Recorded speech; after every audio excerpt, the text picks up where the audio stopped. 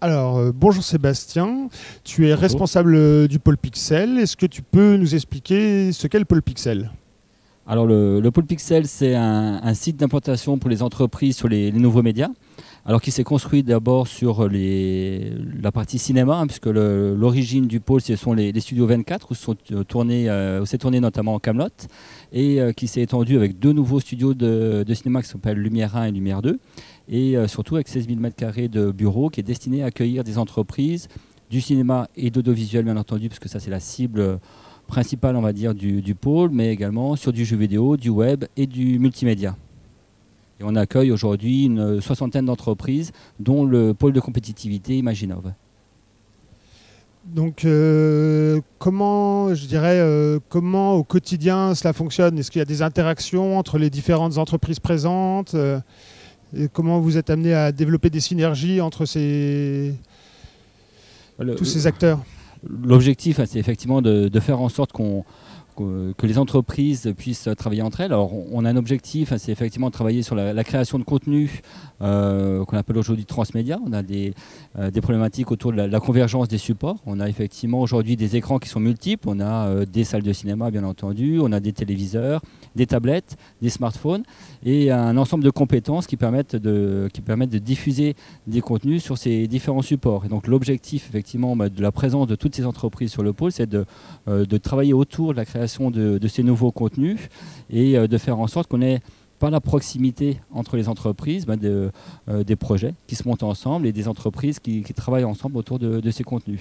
Alors avec un élément qui est important, on est ici au www 2012 qui est le web, parce qu'on a des problématiques qui sont similaires à ces différentes entreprises, qui sont la partie numérisation. Alors on le voit sur le cinéma, on a un changement de support qui est assez impressionnant, avec un passage du 35 mm qui date quand même des frères Lumière, donc de 1895. On est en train de passer à du tout numérique et on estime que cette année, il restera encore un petit peu 35 mm, mais sans doute que l'année prochaine, on passera à du 100% diffusion sur du numérique.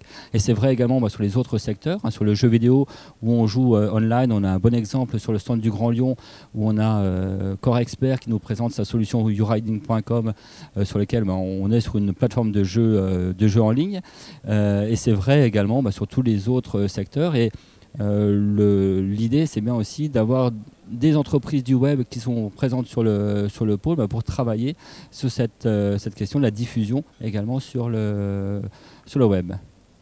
Et donc ici on est au www 2012 et quelles sont les raisons de la représentation du pôle Pixel dans cet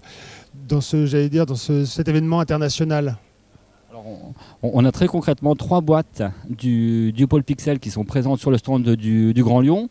Une première qui s'appelle Snowcube, qui présente une plateforme web de partage d'objets 3D qui s'appelle Twidi, donc tw2id2e.com, donc qui permet effectivement de travailler sur la diffusion de ces objets 3D, mais aussi la manipulation de ces objets 3D. Donc c'est plus simplement une vidéo dans laquelle on va présenter un objet 3D qui va circuler selon une présentation prédéfinie, mais là on va pouvoir réellement télécharger et manipuler cet objet directement sur la plateforme même et la partager avec les personnes que l'on souhaite.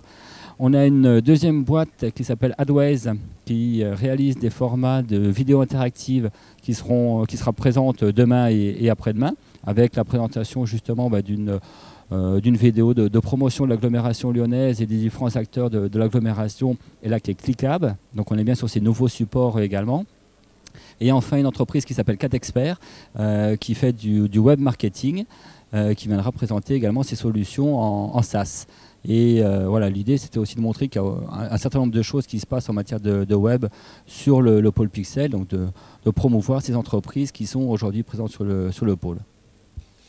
Et quels sont vos projets pour le futur du pôle Pixel? Est-ce que vous avez au moins des perspectives, des domaines dans lesquels vous aimeriez peut-être plus créer une émulation, ou vous avez des spécificités? Alors, plein de projets. Alors on a un pôle, donc il y a forcément déjà des projets de développement, on va dire sur du mètre carré, parce qu'on est là pour accueillir des entreprises. Alors aujourd'hui, on a 80% des surfaces qui sont commercialisées sur le pôle, ça fait 60 entreprises grosso modo. Donc on a un objectif de doubler la surface du pôle d'ici à 5 ans et d'accueillir une centaine d'entreprises à cette même échéance. De développer en même temps l'offre de services. Aujourd'hui, on a toute une frange de population qu'on ne touche pas directement sur le pôle, sont des indépendants, des freelances pour lesquels on n'a pas aujourd'hui directement d'offre de services adaptée. Donc c'est voir comment on peut développer avec Imaginov une offre sous forme d'espace de coworking qu'on va appeler les pixelistes. Et en même temps, de travailler sur toute la dimension de mutualisation des services et des moyens. Aujourd'hui, on a une masse critique qui permet de le faire. On a ces 60 entreprises sur lesquelles, effectivement, on peut leur proposer un certain nombre de services mutualisés. Alors que ce soit sur des équipements, par exemple, on peut imaginer des fonds verts, des objets de captation. On a un projet de salle de projection numérique directement sur le pôle. Et de travailler également sur tout ce qui est mutualisation de moyens. Et de voir comment on peut mutualiser le recrutement de ces entreprises. On sait que c'est un élément qui est forcément important. On est généralement sur les entreprises de petite taille, qui n'ont pas nécessairement la masse critique ou la taille critique pour embaucher directement. Et on veut voir comment on peut développer cette mutualisation au niveau du recrutement.